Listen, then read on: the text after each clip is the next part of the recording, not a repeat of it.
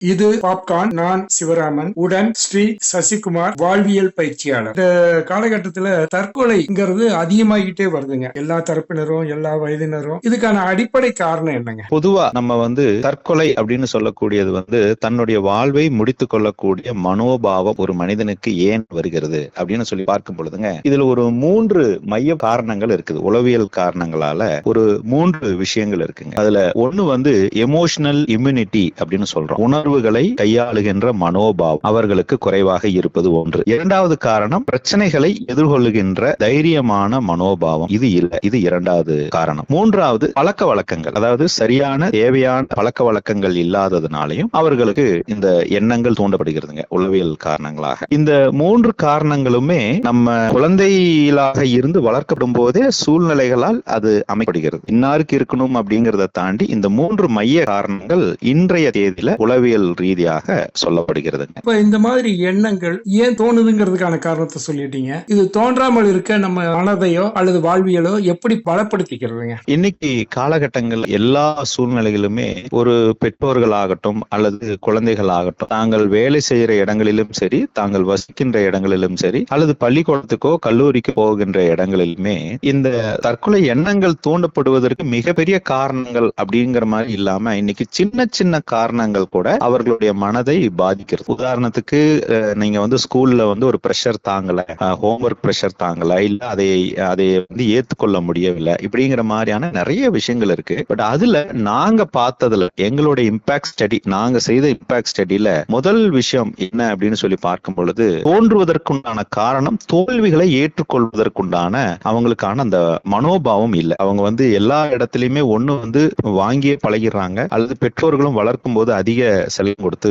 பழக்கிறாங்க, இல்லைன்னா தனக்கு கிடைக்கல அப்படின்னா அது முயற்சி செய்து அடையணுங்கிற ஒரு வீரியமான ஒரு எண்ணத்தை வளர்த்தாம இருந்தது. அப்போ இது ஏற்படுவதற்கு தோல்விகளை ஏற்றுக்கொள்ள முடியாத ஒரு மனோபாவம் ஒண்ணு. இரண்டாவது, சிக்கல்களை டாலரன்ஸ், அதாவது அது தாக்கு பிடிக்கிற மனோபாவம், அந்த டாலரன்ஸ் லெவல். அந்த டாலரன்ஸ் லெவல் ஏன் இல்லை அப்படின்னா பொறுமை இல்லை அப்படிங்கிறதுனால சொல்லலாம். சோ அப்போ ஒண்ணு தோல்வியை தாங்கிக் கொள்ள முடியாதது, இரண்டாவது பொறுமை கொஞ்சம் குறைவாக இருப்பது, மூன்றாவது முடிவு எடுப்பதுல தெளிவு குறைவாக இருக்கிறது. முடிவு எடுக்கும் போது தன்னிச்சையாக முடிவு எடுக்க முடியாத ஒரு சூழ்நிலையில வளர்க்கப்படுறாங்க. இதை தடுப்பதற்கு என்ன பண்ணலாம் அப்படின்னு சொல்லி பார்க்கும் பொழுது, இதை தடுப்பதற்கு முதல் செய்ய வேண்டியது, இன்னைக்கு காலகட்டங்களில் பெற்றோர்கள் தங்களுடைய குழந்தைகளை வளர்க்கும் போது அவர்களுக்கு வாழ்வியல் கல்வியை கொடுக்க வேண்டிய அவசியம் இருக்கு. அந்த வாழ்வியல் கல்வியை எப்படி கொடுக்கணும் அப்படின்னா, பெற்றோர்கள் அறம் சார்ந்த வாழ்க்கையை வாழ்வதன் மூலியமாக மட்டுமே குழந்தைகளை பலசாலியான குழந்தைகளாக வளர்த்த முடியும் அப்படிங்கிறது நம்மளுடைய ரிசர்ச் சொல்லுது. ஒண்ணு அவங்களுடைய வளர்ப்புல அதை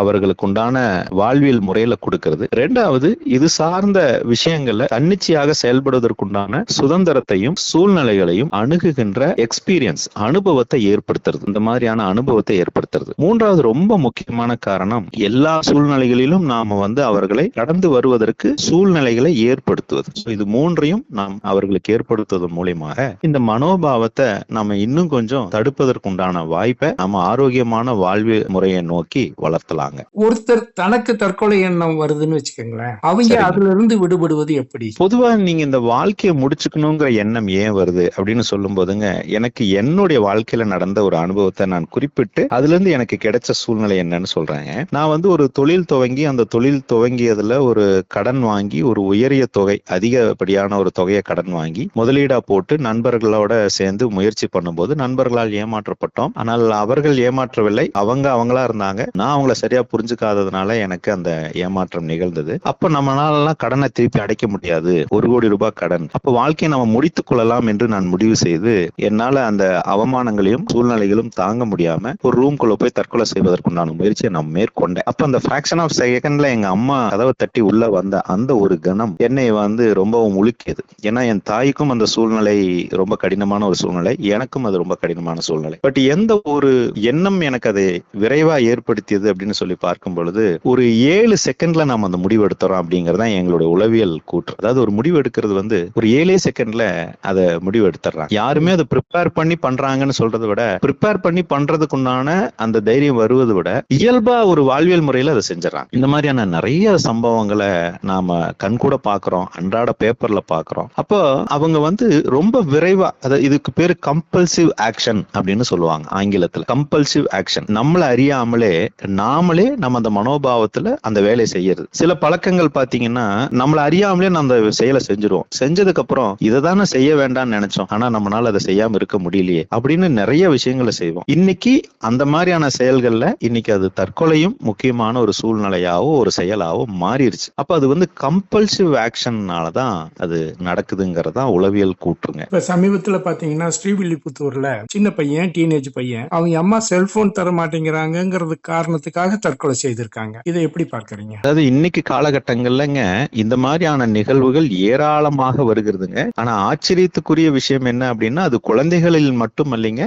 ரொம்ப சமீப காலத்துல போன வாரத்துல ஒரு நாள் ஒரு திருமணம் நிச்சயிக்கப்படுகிறது, திருமணத்திற்கு அழைப்பு கொடுக்கப்படுகிறது. திருமணத்தன்னைக்கு அந்த மணப்பெண் தான் விரும்பிய ஒரு பையனோட அதிகாலை வேளையில அவங்க தன்னுடைய வாழ்க்கையை துவங்காக அந்த இடத்தை விட்டு விலகிடுறாங்க. அந்த செய்தியை கேள்விப்பட்ட ஒரு தகப்பன் மக்கள் முன்னாடி சொல்ல முடியாம, எல்லாரும் அழைப்பு கொடுத்து வந்திருக்கிறாங்க, அந்த அவமானத்தை தாங்க முடியாம அவர் வீட்டுல போய் தூக்கிட்டு தன்னுடைய வாழ்க்கையை முடித்துக் கொள்கிறார். அப்ப இது குழந்தைகளிடம் மட்டும் இல்ல, பெரியோர்களுக்கும் இந்த மாதிரியான ஒரு சூழ்நிலைகளை கையாள முடியாத ஒரு சூழ்நிலைகளை அவர்கள் எதிர்கொள்ள முடியாமல் வாழ்க்கையை முடித்துக் கொண்டக்கூடிய சூழ்நிலைகள் நிறைய ஏற்படுகிறது. அப்ப இது வெறும் குழந்தைகளை மட்டும் கவனிக்கிறதாக இல்லாம எல்லா தரப்பு வயதினருக்கும் நாம் இந்த தெளிவான சிந்தனையும் நாம விதைக்க வேண்டிய அவசியம் இருக்குங்க. இதை நாங்க எப்படி பாக்குறோம் அப்படின்னு கேட்டீங்கன்னா, இன்னைக்கு காலகட்டம் நாம ரொம்ப வேகமாவும் ஏதோ ஒன்றை நோக்கியே ஓடிக்கிட்டு இருக்கிறோம். குடும்பங்களை நோக்கி, உறவுகளை நோக்கி, நிகழ்காலத்துல நோக்கி பயணம் ரொம்ப குறைவா இருக்குங்க. அதுல நாங்க எல்லாத்துக்கும் சொல்றது என்ன அப்படின்னா, தினமும் ஒரு அரை மணி நேரம் மௌனமாக